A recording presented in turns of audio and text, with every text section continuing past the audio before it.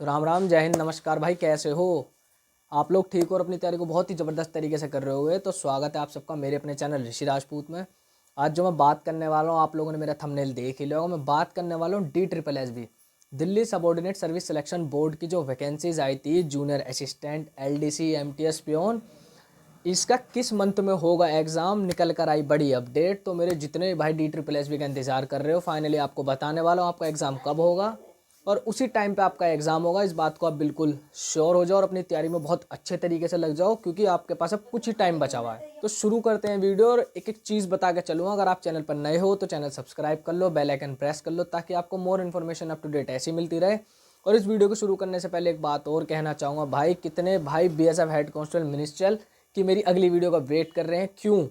क्योंकि जो मैंने मैसेज डाला था डिपार्टमेंटली, उसका रिप्लाई आज शाम को आ जाएगा। तो कल आपको वीडियो उसकी मिल जाएगी कि फाइनली किस मंथ में होगा आपका फिजिकल, और वो 100% कन्फर्म होगा। तो उस वीडियो का बहुत जिसको भी वेट है, इस वीडियो में ज़रूर कमेंट करके BSF ज़रूर लिखना। वीडियो को शुरू करता हूँ और इसके बारे में थोड़ी सी डिटेल्ड बातें करेंगे, क्योंकि आपकी फाइनली वीडियो ऐसी है जिसको देख के आपके सारे डाउट्स खत्म हो जाएंगे। प्लस पॉइंट ये, आपको जो इस एग्ज़ाम का इंतज़ार है उसका समय भी बहुत नज़दीक आ चुका है। तो भाई बढ़िया तैयारी में लग जाओ। स्टार्ट करते हैं वीडियो। सबसे पहले मैं आपको इसकी डिटेल्ड पॉइंट से लेके बात करूँ, और एक एक पॉइंट को आराम से सुनता हुआ चलना है। स्किप करने से कुछ नहीं होने वाला है। 5-7 मिनट की वीडियो को ध्यान से सुन लोगे तो सब कुछ समझ में आ जाएगा, ठीक है। सबसे पहले जूनियर असिस्टेंट की जो बात है, हम मेन जूनियर असिस्टेंट को लेकर चलेंगे और बाकी जो ये एग्ज़ाम है वो साथ साथ ही होने हैं सबके। इसमें जो फॉर्म आए थे आपके 2024 में, आपको पता है पहले जो वैकेंसीज आई थी वो आई थी 1672, 1672। कैसे कैसे आई थी? जनरल में 788, OBC में 500, SC में 194, ST में 40, EWS में 105। फिर कुछ टाइम बाद इसका एग्ज़ाम होना था, बट एग्ज़ाम ना होकर वैकेंसी को रिवीज्ड कर दिया गया, यानी वैकेंसी इंक्रीज़ हो गई। वैकेंसी इंक्रीज़ होने के बाद कितनी वैकेंसी इंक्रीज हुई थी? टोटल हुई थी आपकी 675 वैकेंसीज़।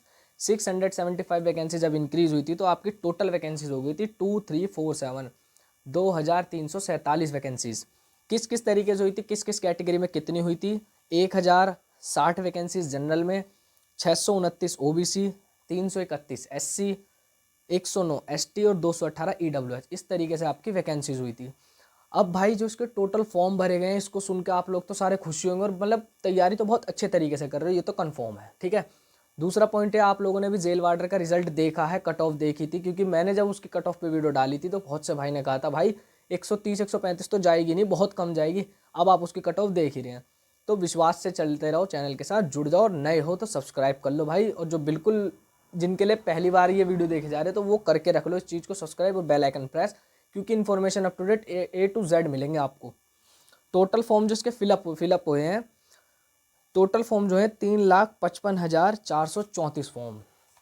अलग अलग कैटेगरी में अलग अलग फॉर्म फिलअप हुए हैं। OBC का एक डाउट है, वो भी क्लियर करके चलूंगा।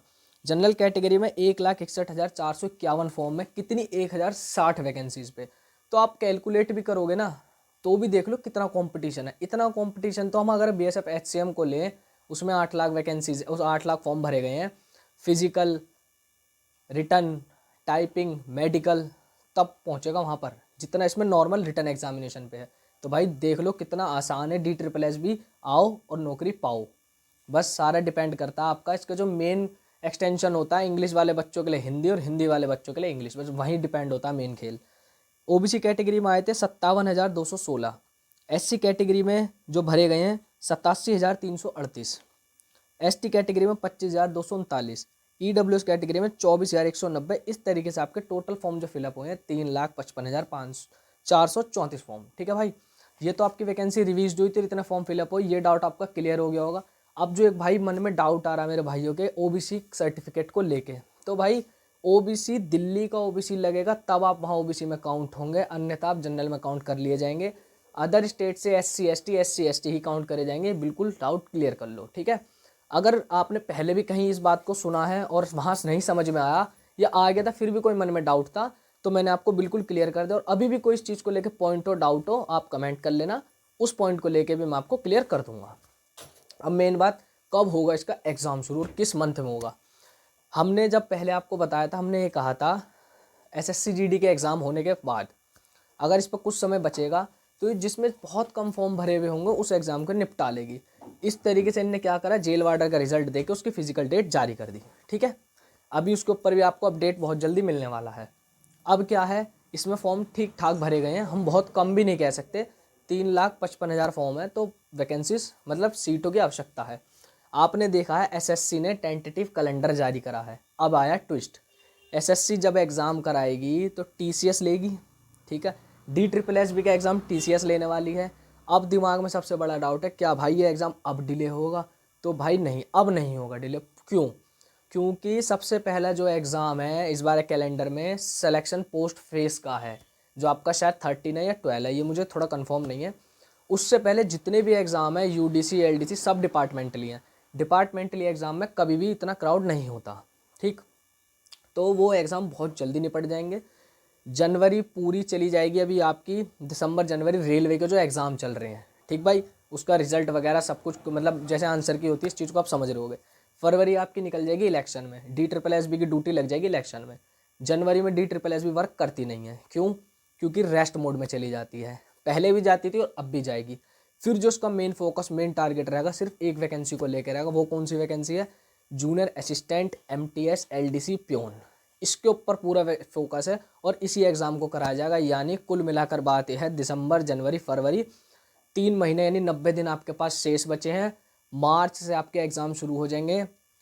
मार्च में भी अगर नहीं होते हैं ना तो अप्रैल मई, ये 2 मंथ आपके पास पूरे हैं। मेरे को पूरा श्योरिटी हूँ इस बात से, मिड मार्च से आपके एग्ज़ाम शुरू हो जाएंगे और 2-1 महीने में ये सारे एग्ज़ाम निपटा के इसकी जो फाइनली रिजल्ट है वो भी जारी कर देगी। फिर क्योंकि उसके पास जो कार्रवाई शुरू हो जाएगी वो आपके सिलेक्शन पोस्ट फेस, MTS, फिर वो TCS वहाँ गिर जाएगी। तो अभी तो आपके इसके सारी चीज़ें बुक चल रही हैं, मतलब एग्जामिनेशन सेंटर भी पहले से डिसाइड है, बुकड है, बस एग्ज़ाम कराने की देरी है। इसी वजह से टकराव कारण, मेन कारण यही था कि RPF से निकलते ही इसके बाद जो TCS खाली होगा वो सीधा हमारे इन एग्ज़ाम को लेगा। तो भाई कुल मिला के आपके पास 90 दिन है। डाउट मैंने आपका पूरा क्लियर कर ही दिया है, अपनी तैयारी में लग जाओ। और कोई इससे रिगार्डिंग डाउट चल रहा हो, और BSF HCM के भाई स्पेशली कल देखना, आपका बिल्कुल मतलब आंखें खुल जाएंगी वीडियो सुन के। जो भी मेरे पास रिप्लाई आएगा और जैसे भी आएगा उसके ऊपर वीडियो आएगी। अब इस बात से कोई मतलब नहीं बनता कि भाई 1526 सीटें और 1500 प्लस वीडियोज़ आ गई हैं, तो हम भी कुछ नहीं कर सकते अब इस चीज़ को लेके। मैं तो फिर भी 4-5 दिन में एक ला रहा हूँ, और चैनलों पे देखो एक दिन में 2 वीडियो आ रही हैं। कुछ भी कैसे भी वहाँ कोई कमेंट नहीं हो रहा, यही सब परेशान है।